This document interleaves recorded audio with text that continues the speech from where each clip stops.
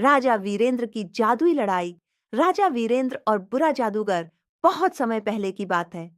एक सुंदर राज्य था जिसका नाम था सोनापुर। वहां के राजा राजा वीरेंद्र बहुत दयालु और बहादुर थे। उनकी प्रजा उनसे बहुत प्यार करती थी। राज्य में हर तरफ खुशियां ही खुशियां थीं। लेकिन उसी जंगल के अंदर एक बुरा जादूगर रहता था जिसका नाम था कालसुर।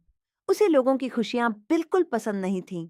वह चाहता था कि पूरा राज्य अंधेरे और डर में डूब जाए। एक रात कालसुर अपने जादुई महल से निकला और बोला, अब सोनापुर पर मेरा राज होगा। उसने अपने जादू से पूरे राज्य में काला धुआं फैला दिया।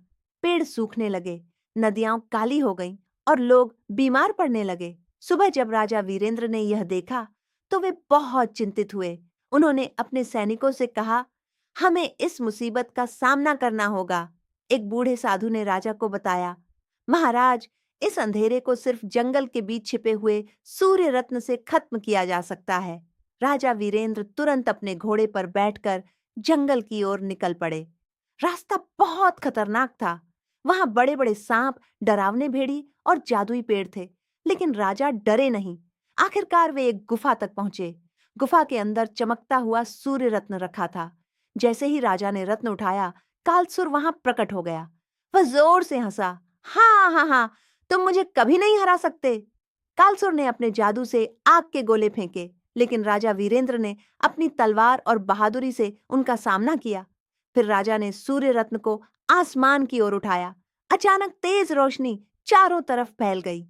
उस रोशनी से कालसुर का काला जादू कमजोर पड़ने लगा। कालसुर चिल्लाया, नहीं, ये नहीं हो सकता। कुछ ही पलों में उसका सारा जादू खत्म हो गया और वह धुएं में बदलकर गायब हो गया। राजा वीरेंद्र सूर्य रत्न लेकर वापस सोनापुर लौटे। धीरे धीरे राज्य फिर से हरा भरा हो गया। लोग खुशी से झूम उठे। सभी ने राजा की जय जयकार की। महाराज वीरेंद्र की जय। उस दिन के बाद सोनापुर में फिर कभी अंधेरा नहीं आया और राजा वीरेंद्र की बहादुरी की कहानी दूर दूर तक सुनाई जाने लगी।